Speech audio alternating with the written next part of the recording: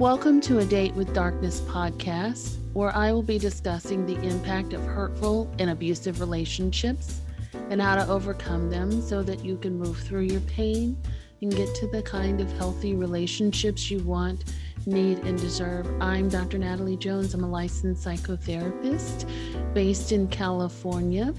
While I hope that you find this podcast educational and informational, please note it should not be substituted for treatment with a licensed mental health professional.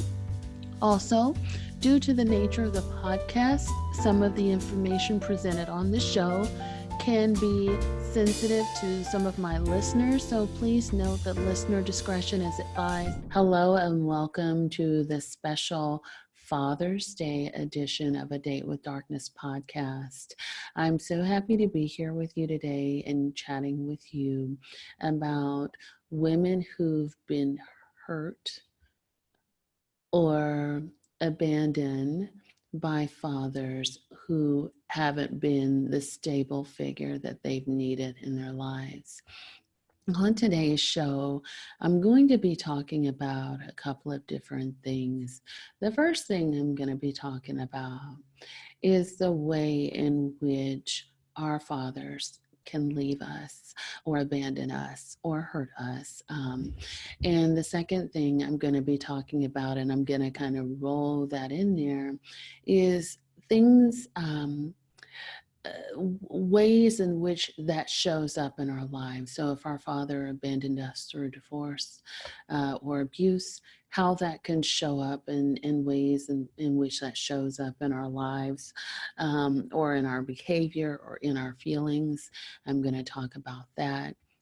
I'm also going to talk about critical time frames in which our fathers leave or hurt us in our development. So typically we all go through development from age 0 all the way up. And so depending on where that abandonment or that hurt takes place, us as women, we are going to be affected differently depending on where it hits us in our lifespan. Lastly, I'm going to definitely be talking about ways in which we could be coping with the hurt of losing our father, and also for Father's Day. And so this special episode here, again, is dedicated to all of those who have lost or been hurt by their father on this very special Father's Day. Okay, and so before I get started, I want to tell you that for this particular episode, this episode was comprised using a variety of different resources. The first resource that I used and drew off of was the Fatherless Daughter Project, Understanding Our Losses and Reclaiming Our Lives, by Deanna, I'm hoping I'm saying that right, Deanna Babul and Karen Louise. I'll definitely put that in the show notes there. I'll be drawing from information that I also picked up from my own dissertation project, which is titled African American Women Who Were Psychologically Abused by the experiences of African American women who were psychologically abused by their parents while growing up. And so I'll be kind of intertwining that in there as well. So here we go. So there's a lot of different ways in which parents can leave us, hurt us, or abandon us. One of the ways in which I want to talk about here, which wasn't mentioned in the book, but was something that came up very frequently for me in the research subjects that I did on my dissertation study, is women who never knew their father because they never knew the identity of their father. Either it was kept from them or intentionally, or it was unknown. And the reasons that it was kept from them intentionally was because, in the women that I researched, was because their mothers didn't want to disclose it. Their mother may have been a survivor of sexual assault, or they maybe didn't know who their child's father was, or maybe their mother was in the throes of addiction when they were conceptualized, so they weren't really aware or cognizant of who their father was, and so they didn't have enough information to provide that data. And then, like I said, there were just mothers who decided to not disclose who their father was, just for reasons that they refused to justify or explain to their daughters. And with the women I researched, or that I worked with in my research study, there were a few things, characteristic traits that I noticed about women who never knew their father, especially if their father was never, I don't want to say replaced, but if there was no other male figure in their life, no other male role model, there was no other stand in, or just other positive male influences in their lives, which for some of these women, that was a real issue. And so, what I noticed developed as a result of that, if they grew up in a home that wasn't, they didn't necessarily have a positive environment. Maybe it was for the women I studied, they were single parent, ran household. A single parent was the mother with the women that I studied. And because I studied psychological abuse, what I will say is that these women were specifically abused by their mother. However, they noted that part of their abuse, or what they considered to be abusive to them, was the fact that they weren't told, or nor did they know their father. They didn't know their father's information. They didn't know their genetic background or their family history. So they felt slighted. They also talked about embarrassment. When they went to the doctor's office. There were also a lot of sad or bitter emotions around milestones, particularly milestones where they noted that other friends or classmates had their fathers there. So, in particular, graduations, birthdays, weddings, the birth of their child. They describe those as being very difficult moments to manage emotionally. They also frequently talked about feelings of sadness, anxiety, bitterness, and anger.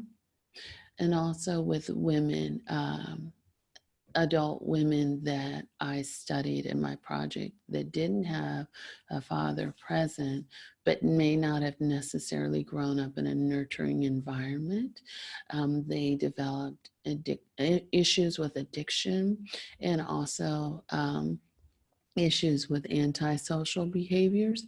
Antisocial behaviors will be one in which these women are breaking the law. They don't have respect for authority.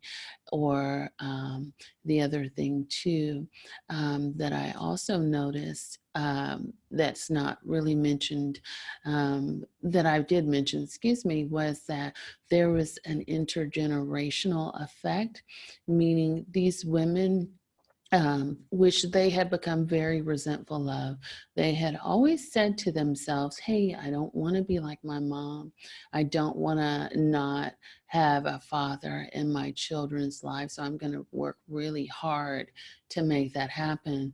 But what ended up happening was exactly the opposite, which was that their child's father was also not in the home. And so there was a fracture in their relationship, with their child's father as well, and also a very similar pattern engaged where they really wouldn't disclose information about that.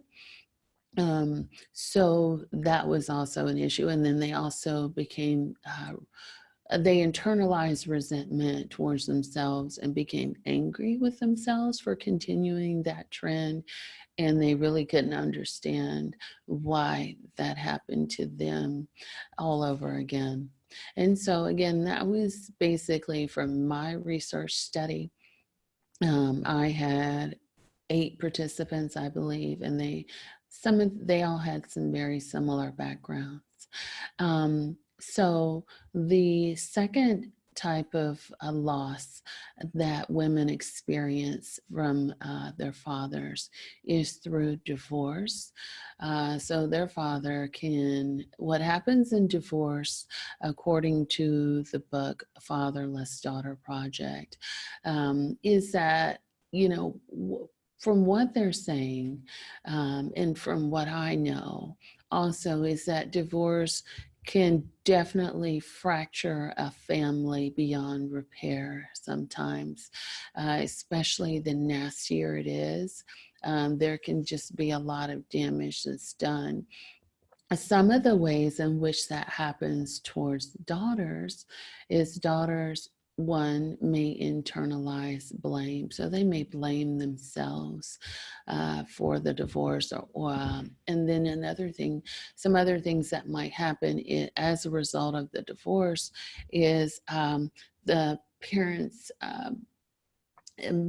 may get involved in such a crossfire, in such a just nasty divorce that they can they can cause chaos in the home, but it can also just prevent children from spending time, specifically daughters from spending time with their fathers, or there can be a lot of psychological abuse that can occur where mothers or the other parent in the home or the guardian in the home can talk negatively about that father to the child and have that child perceive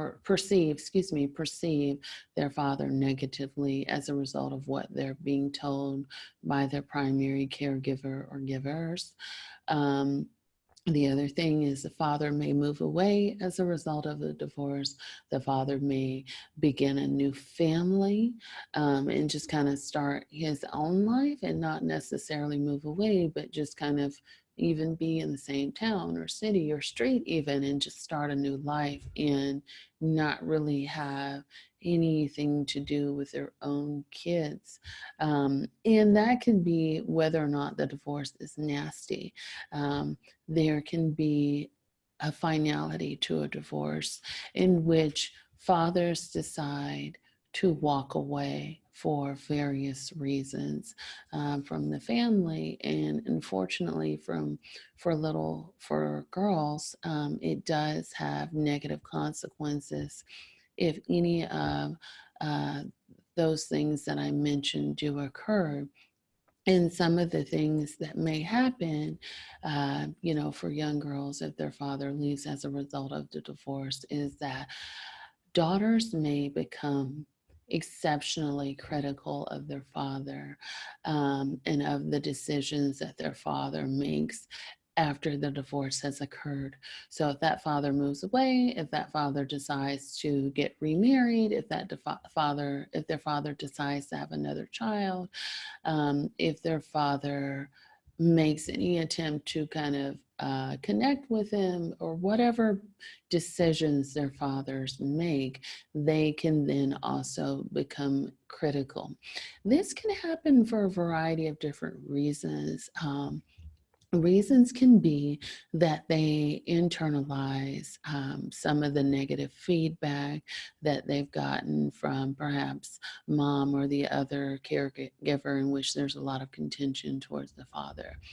Or it could be because their father's gone and they feel angry or betrayed that their father has left them, or is not there.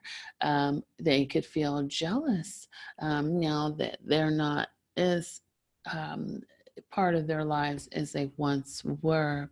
And again, that jealousy can be a result of insecurity. My father left me, so I now feel like I've done something for him to embarrass me. And that may come out in the form of criticism. Um, Young girls who've also been abandoned by their father. And remember, abandonment can be real or perceived, meaning that it could actually have happened in terms of the physical or emotional sense, or the daughter can just feel that there's a space there, a void now, that once her father is gone, he's just not there for her in the way that he used to be, or that she wants him to be. So, another thing that young girls may do as a result of their father leaving from a divorce is that they may start to seek out attention from boys or men. And usually that attention is sexual in nature, because they are trying to prove their value, prove their worth, gain some male attention. Again, it can almost be a result of, it can be a result of, wanting that validation from a male figure. You lost it, you internalized it, and now you're trying to reaffirm that there is a man or male figure out there that still thinks of you as being worthy.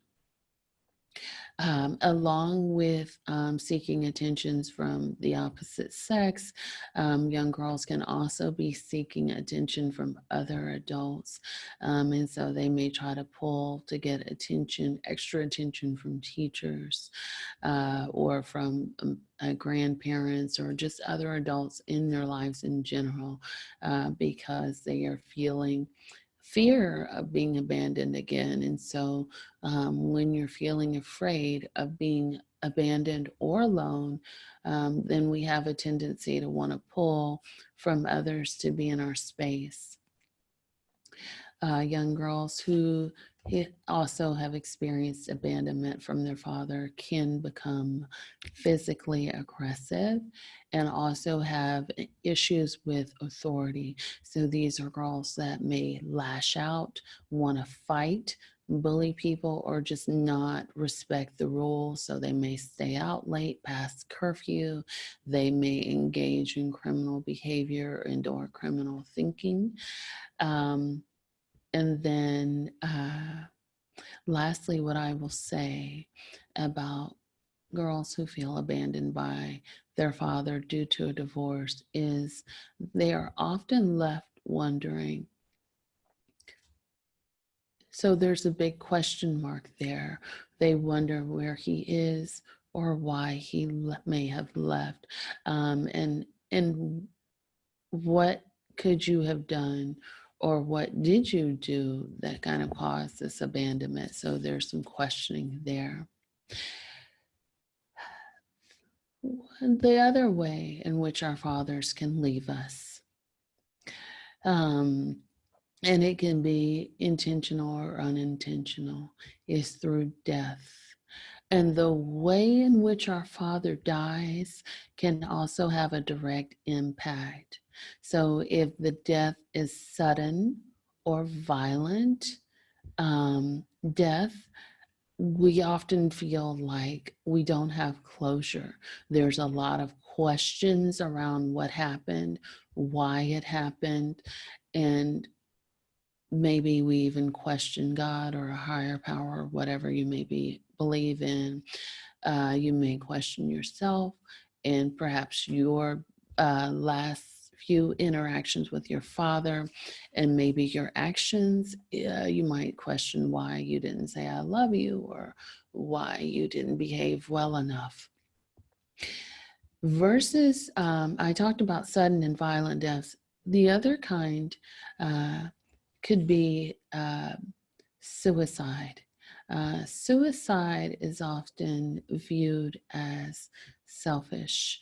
At some point, it's like there could be some feelings like you intentionally took yourself away from me. And didn't you love me enough to stay? So there can be some questioning about value there, your value as a woman or a young girl versus how you feel or may wonder about how your father felt about the value of his relationship with you. And so, according to the book there, suicide can be viewed as selfishness. Then there's also prolonged death. So, prolonged death would be something like cancer or some sort of debilitating death where your father declines over time. Another common death would be Alzheimer's or some type of cancer. And a lot of times, young girls who are still involved with their fathers or women, while he's dying over time, may experience feelings of guilt as though they should do more, guilt for having negative feelings if they ever have any sort of negative feelings or interactions with their father during that time. They may feel uh, like, wow, I shouldn't have done that, or I should have known better, or I should have been more appreciative. So there's internalized blame there and also shame for thoughts and feelings there. If women or girls lose their father due to death, regardless of what kind it is, um, typically what tends to happen, according to the book here, is that they long for to reconnect with their father. And the way that their longing is shaped is that they continue to want to explore more about their father's history. That could be sharing stories with family member. That could be going through old letters and mail and belongings and storage and things like that. But there's this constant desire to try to learn as much as you can and connect with your father since he's gone. It's a missed opportunity for you. Like, once your father is gone, that is not a connection that can be made physically. And so, because of that, sometimes what we do in death, when we've lost somebody, is we try to hold on to any sort of fragment as much as we can. And that's kind of what's happening here. And as a result of that longing to connect or that lost opportunity, we begin to feel cheated.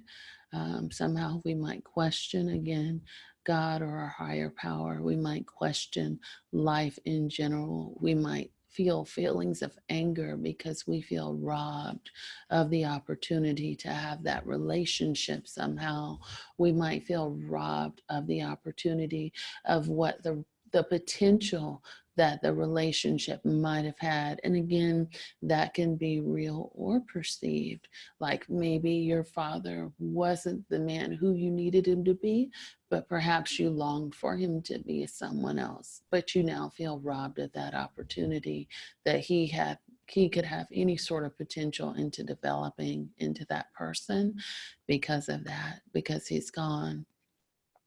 Um, when our father dies, um, we can go through the stages of death that Elizabeth Kubler-Ross has mentioned, and I pulled this from her, Elizabeth Kubler-Ross, and I'll definitely put the link in the show notes there.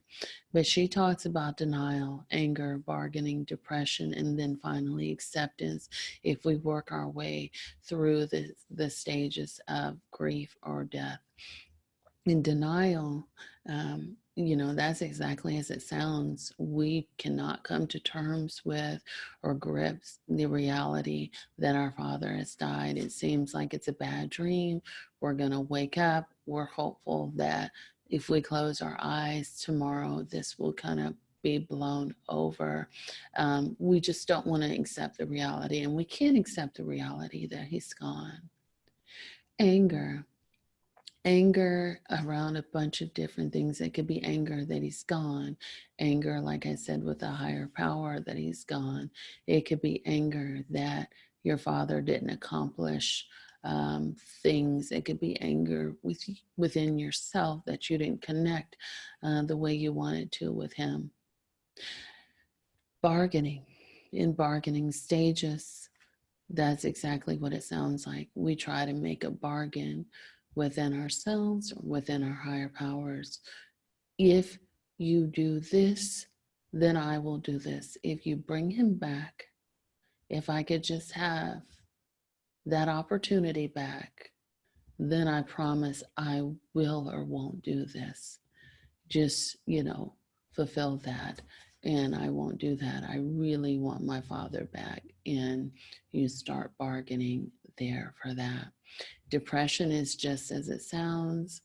It's a mood that you feel when everything is just down, it's gloomy. You can't get out of bed.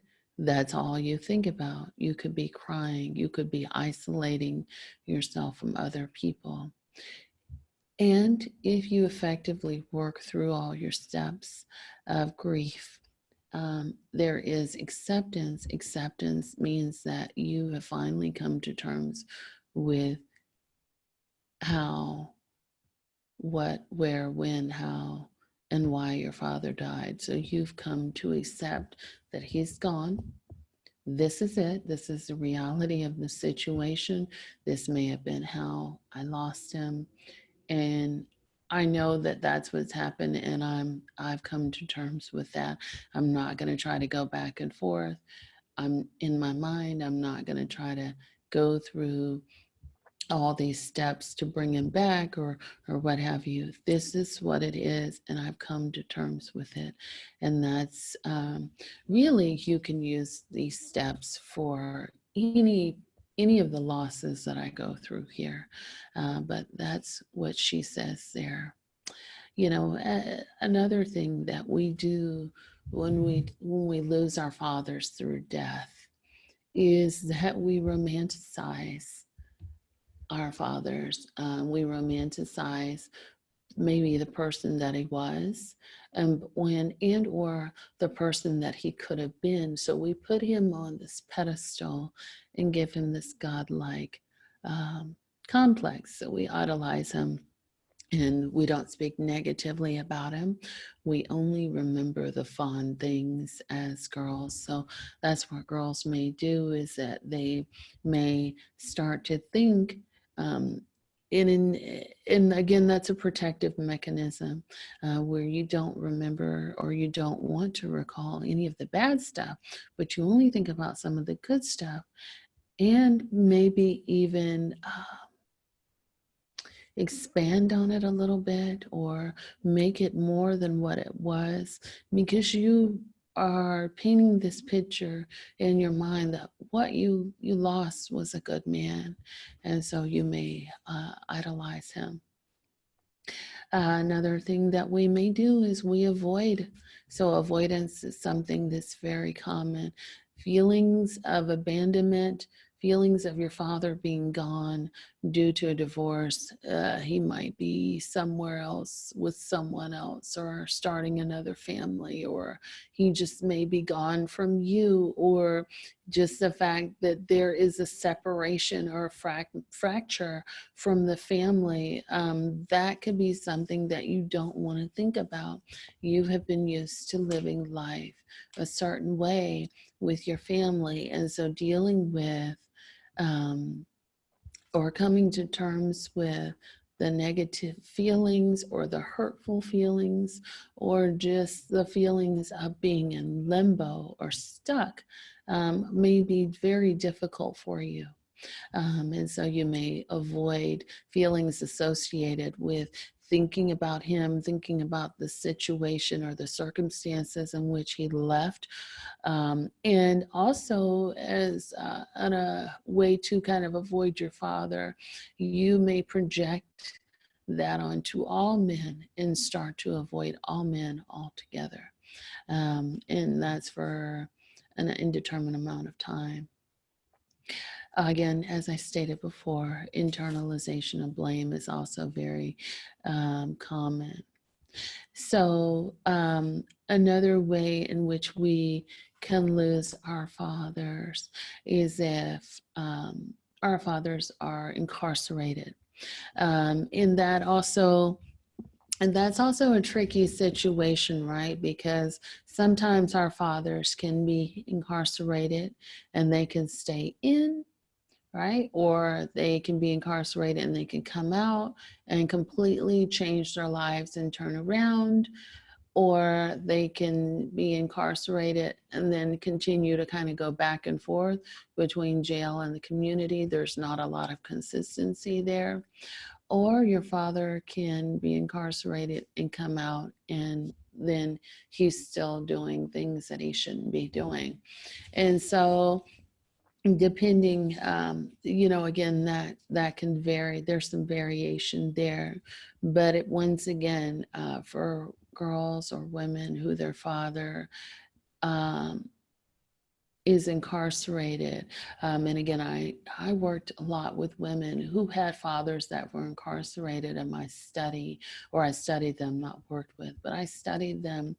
And one of the things that they described is they felt betrayed, uh, like they were second to their father's incarceration. And I'll reference this and I'll say this: the women in which I uh, some of the women in which were subjects in my study had fathers that were in and out of prison.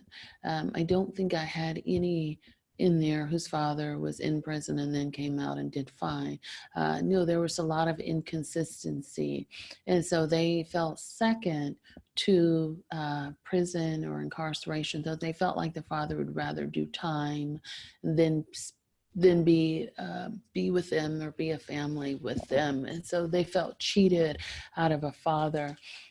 And a lot of times what women who had whose fathers were constantly in and out of jail or incarceration, what they would do is they would test the limits with their father when they got out of jail, just to see if they would stick around. Testing limits would, of course, get angry or upset and try to push your father to see what he would do. Would he stay? Would he go? What would he do? And so there would be some limits testing there, just to see how present he was going to be with you, and if he could actually meet those standards. To see, there was also just some distrust there. You can't trust him if he's in and out of prison. However, if your father was able to stay in and stay out of prison, that might vary somewhat. But again, there was some distrust. There was also women described telling themselves stories about their father, in terms of why they would tell themselves stories. Again, fantasy is about their father. So they would create this imaginary man. And that's kind of a self-soothing technique that they had adapted to for themselves. Okay, so the, let's see, I've done 1, 2, 3. So the fourth type of loss that we can experience from our fathers is having a father that is addicted to alcohol and or other drugs or substances.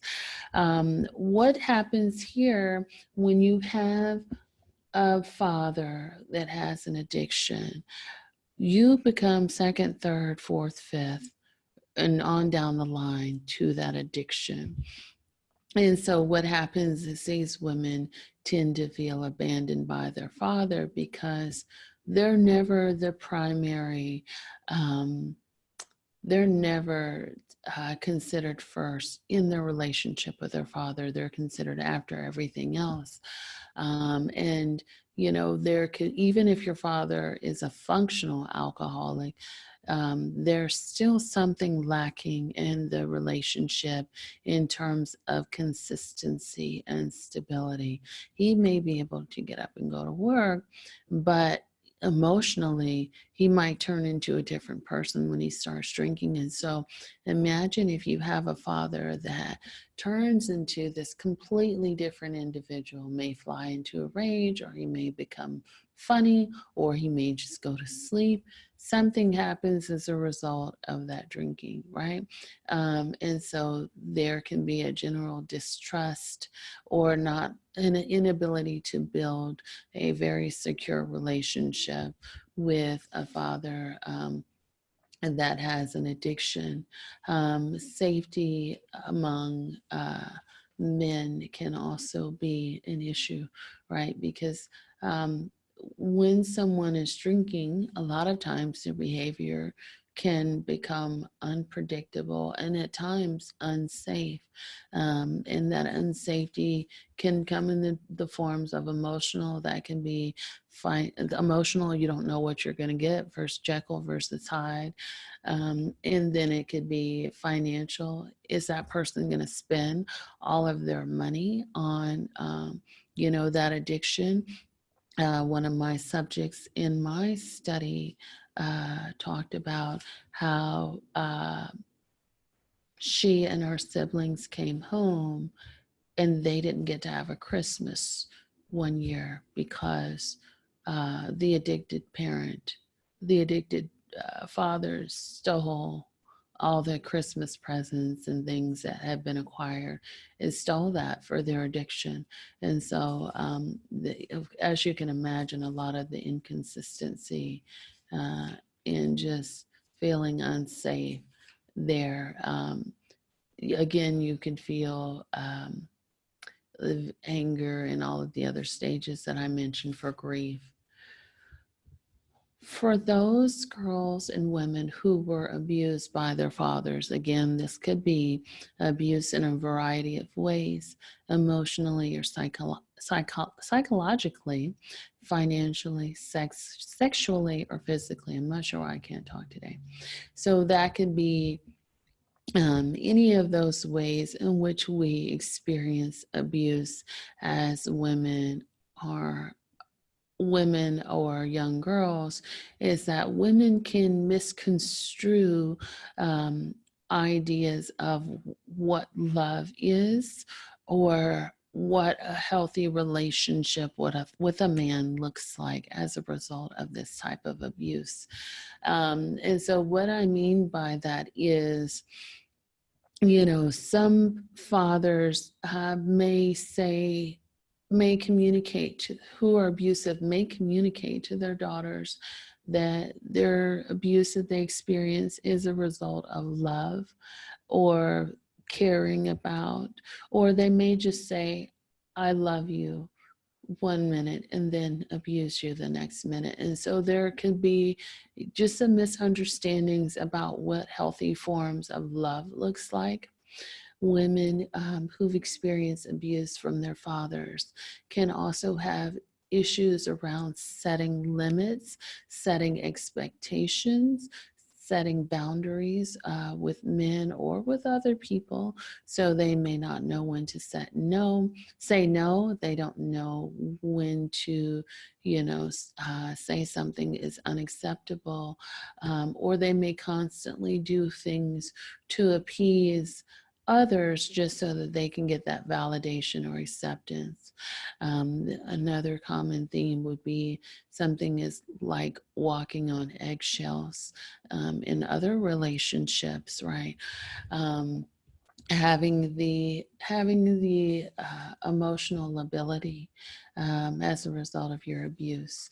And emotional ability means that your emotions are all over the place. You may have difficulty managing how you feel, right? And you could go from one extreme to the other.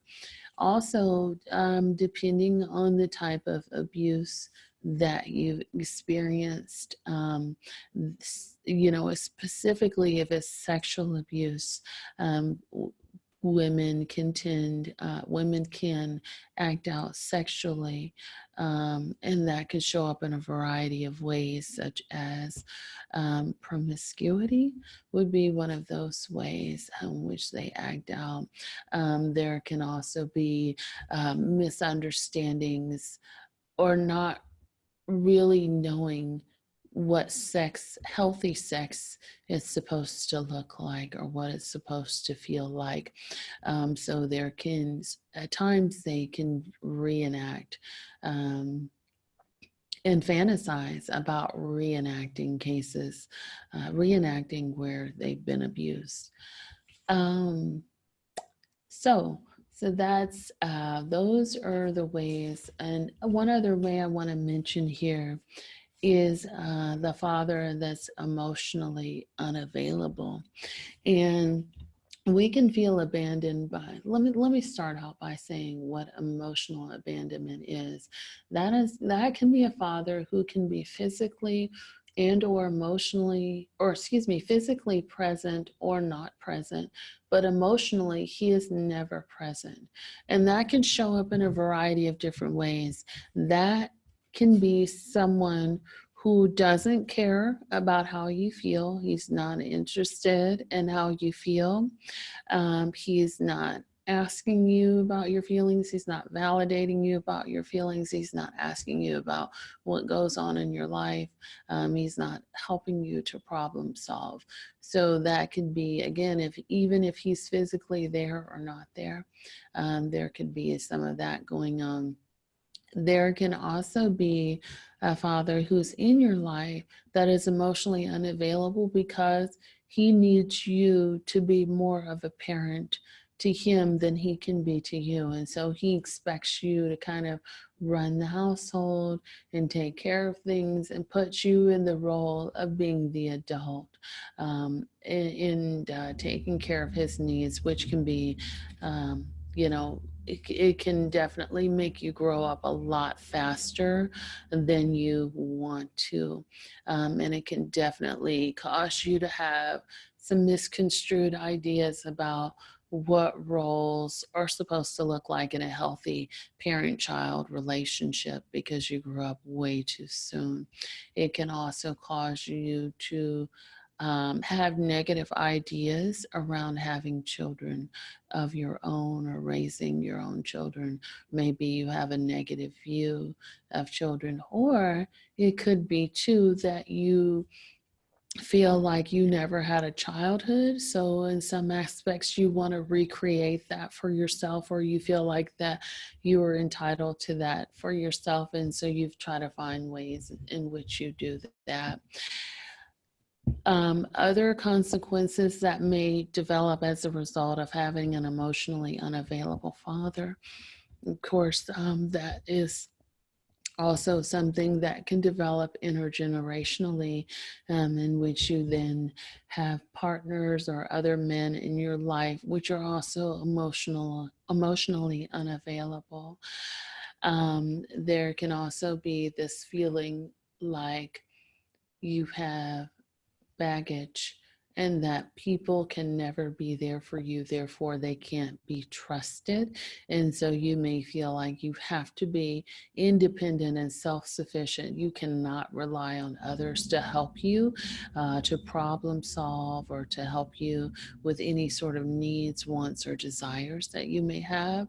You feel like you have to be superwoman and take care of everything.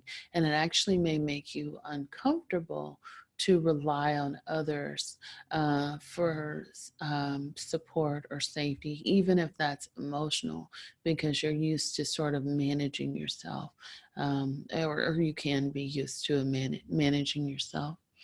Um, there can also be a lot of feelings of anger around an emotionally unavailable father.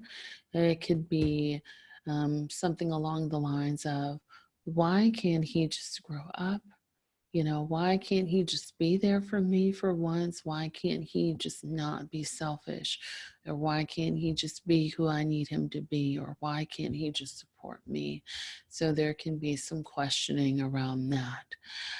Okay, so I'm going to change gears for a minute. Um, and talk about developmental stages in which the abandonment occurs. And so I have my notepad here. So, you know, depending on where we lose our father, right? We go through different stages of life. You know, a very popular psychologist, Erik Erikson, talked about stages in which we develop certain skills. In the book that I had referenced earlier about the Fatherless Daughter Project, draws from that and other life stages in which we develop certain abilities or tasks or perceptions as girls, and how that may play out later on in adult years. So from birth up to 2 years old, you know, if we're abandoned by our fathers while we're in utero, right? And let's say we have a mom that now has the stress of being a single mom, you know, there is some research that indicates, excuse me, that mothers can pass on stress to their babies while the babies are in utero. So in essence, that stress can definitely be passed on to you, stress and fear. And those are emotions that can be created and normalized at a very early age, and can increase over time, you know, as you grow older, if your home life isn't stable and or safe.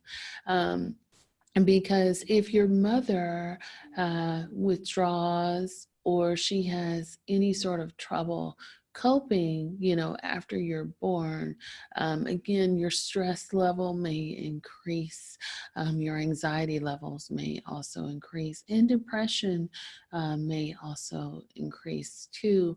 And so that can definitely cause stress on you.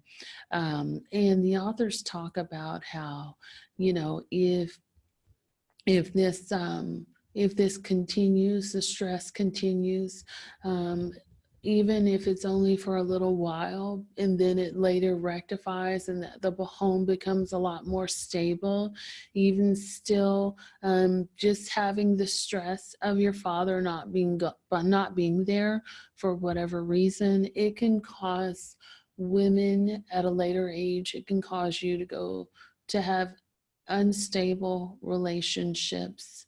You can cause women to feel some symptoms of paranoia, and that could be paranoia around relationships. It can cause you to self-isolate. It can cause decreased self-esteem in girls and women over time. So those are some of the things that the authors talk about can be potential developments from as early as birth to 2 years, if a woman doesn't have a father in her life. If you have early interventions, such as extended family members or other family members, it's male role models that can step in, counseling even, there can be some sense of stabilization of that.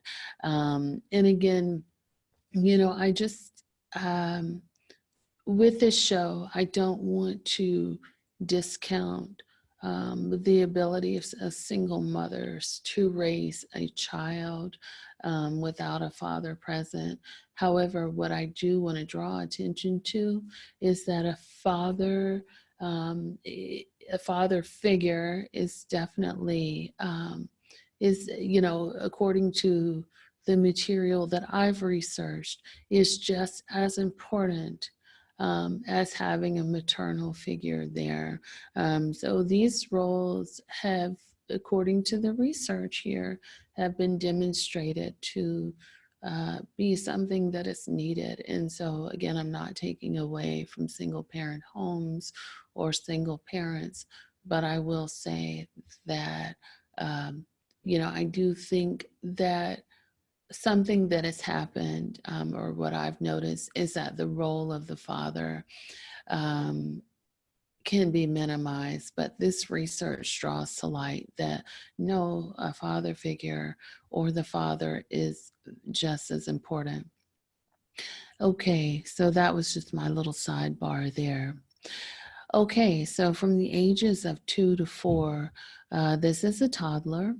And, toddlers are exploring everything. They are putting things in their mouths, they're walking around, they're just getting into stuff, right? And toddlers they're everywhere. They're kind of just going all around their environment. And if they feel safe, they're also very, very curious.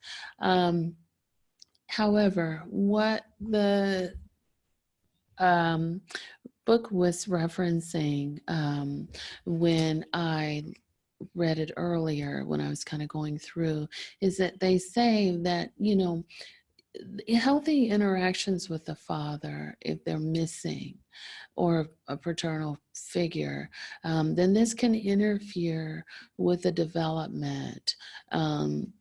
And a child's healthy development. Children need to be able to bond with a paternal figure during this stage of development. And if they're not able to bond or have that attachment, or feel that safety and security of the paternal parent for young girls, they say that this can cause an increase in stress-related illness or even cognitive ability. So that can be anything from maybe, learning perceptual disturbances to ability to kind of self-regulate at a later age. And so it's saying that there's an increased likelihood of those things developing over time if we don't have that stimulation from the father figure during that period. From the ages of 5 to 7, children are learning even more, and they're coming into their own. They're starting to develop a dependence when the independence as a child. And so, if their father is gone or abandons them during this time frame, according to, what the book suggested there, young girls internalize their father's abandonment. They are old enough to know and understand that their father is gone. However, their rational reasoning as to why he's gone may be a little bit amiss. So they may know logistically, oh, okay, my parents got a divorce, but but mentally or emotionally, what they may actually be internalizing is that, oh, my parents got a divorce. It was all my fault. My father left me because he didn't love me. That may be some of what their internalization process looks like. So again, they know why he left. or they know how he left, right? But they don't know the real reason why they kind of start to internalize their father's abandonment. Other symptoms that may develop during this age range as a result of their fathers abandoning them in young girls is bedwetting, fingernail biting, pulling out of and twirling of the hair, feelings of being upset. That could be sad or angry, or uncooperative, meaning that they could not follow rules or have tantrum. There could be constant fear and or separation anxiety. It could say that, excuse me, also another issue that could develop is they could have early puberty and increased sexual activity if there's no male figure there. That abandonment starts at that age. They may develop a history of unstable relationships and therefore start seeking out attention from men and or others.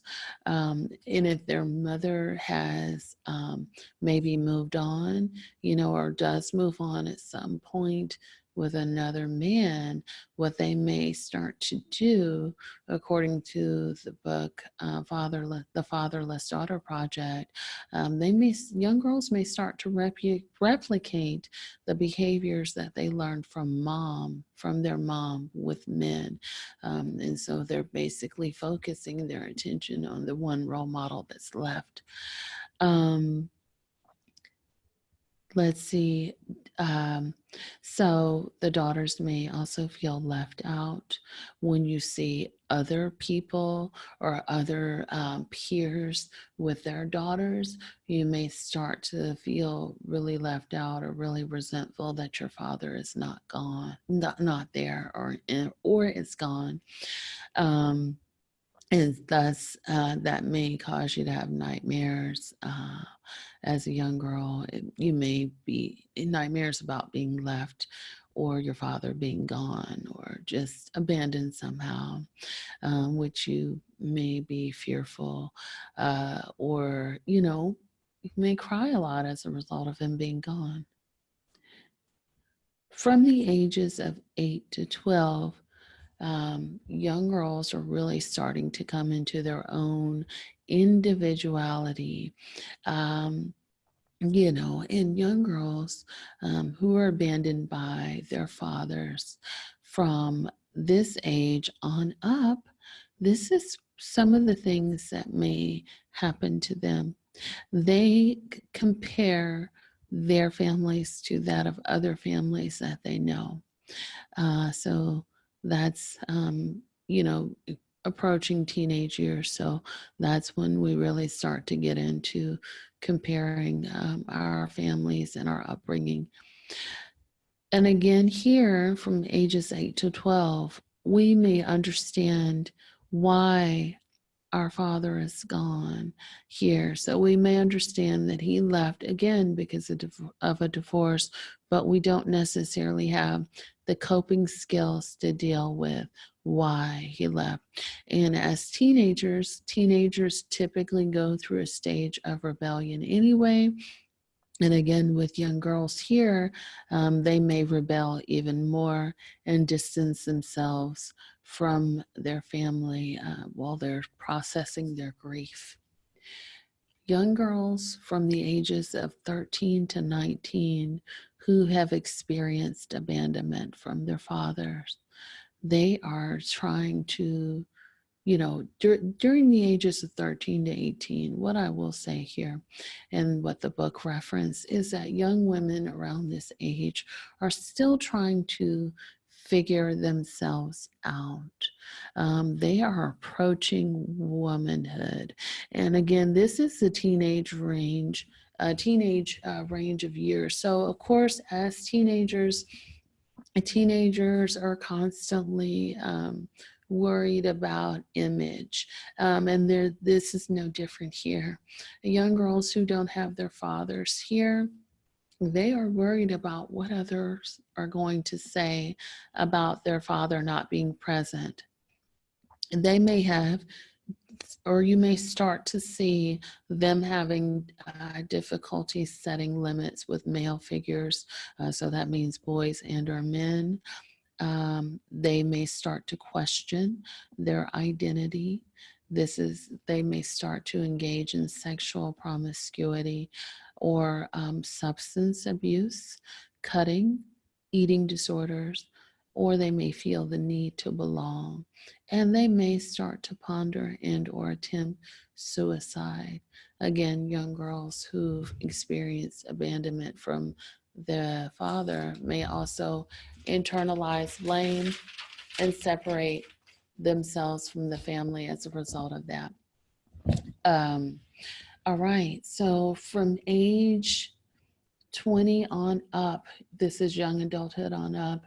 Again, you at this age you're starting to transition into independence as a young woman. There's a lot of milestones that are happening for you. Typically this could be getting married, this could be starting your own family, this could be going to college, this could be any number of things that can be happening. And so for young women who are abandoned by their father at this age on up, they may start to feel like a young girl again, right? And just feel like they miss their father, and may start to feel like a young child inside or childlike. They may also start to have questions, existential questions about death, life, and maybe when are they going to die. um, they may suffer in their milestones or right before their milestones. So they may suffer in their marriage, graduation, or with having their own children. They may feel like there's some unresolved feelings and or business there with their fathers. They may start to question or search for their own meaning or the meaning of life. And oftentimes, women who lose their fathers during this age, one of the things that can happen is that others may be dismissive of your loss, or they may expect you to kind of hurry up and get over it already because you're older now. You should be better able to cope, is what the book talks about. And that does happen. You do have people that have experienced that have been supported, but then there's also others that have described feeling like people don't understand, or they expect them to hurry up and get over it. Okay, and so we're going to shift gears here for the last phase. So, naturally, if you've experienced the loss of your father as a woman, we want to talk about ways in which we can cope. And this is something that I came up with along with a combination of readings and stuff for my dissertation as well. The first way in which I stated in which we can learn how to cope with loss or abandonment of our father, and even including on Father's Day, is that if we've developed behavior that is internally or externally destructive.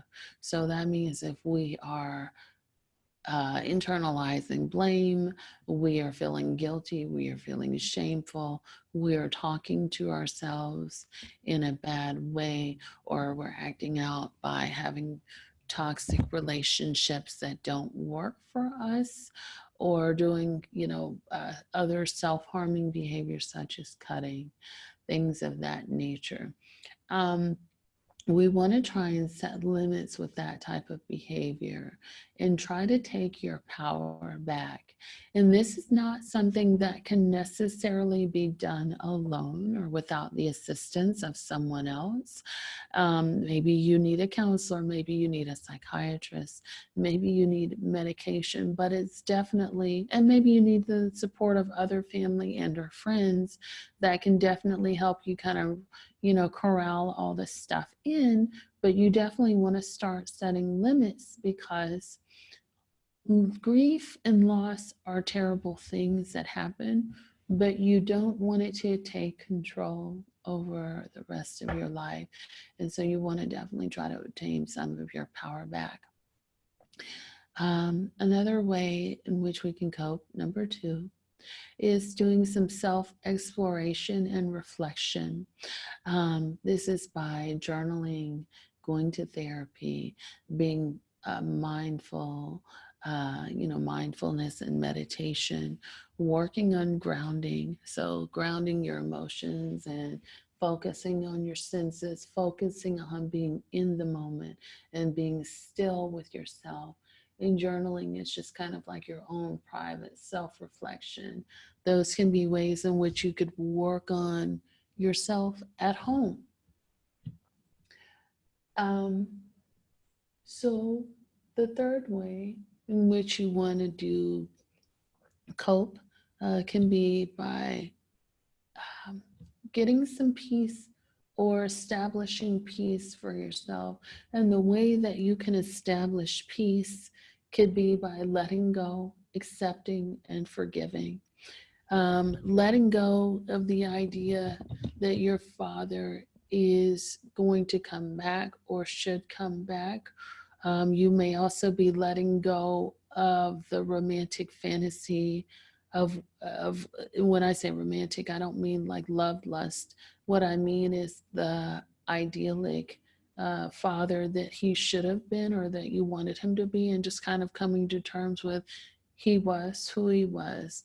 This is the situation that occurred, and he's no longer here with me. And just kind of accepting that this is today. My father's not here for whatever the reasons may be. I accept that, and I'm going to move on from that. And then you kind of, and again, this could be a step that may or may not work for you. Everyone is not ready to forgive for whatever the reasons may be, and that's okay. You have to work and evaluate whether or not this works for you, is what I wanted to say. And so forgiveness is definitely not for everyone, but if you can forgive, or you do have the power to forgive, you can say that this person or this situation no longer has power over me. I'm releasing it, and I'm going to move on with my life. And so when you're able to do these things, then we move to option 4. Option 4 is allowing room for a stand-in. So once you're able to accept and or let go and possibly even forgive, then you can allow room for other father-like figures who are stable, who are healthy, and who are everything that you need them to be to kind of come into your life. You can also start to write a different narrative about your father or your father figure, right? And be intentional about the kind of relationship that you want you and this father figure to have.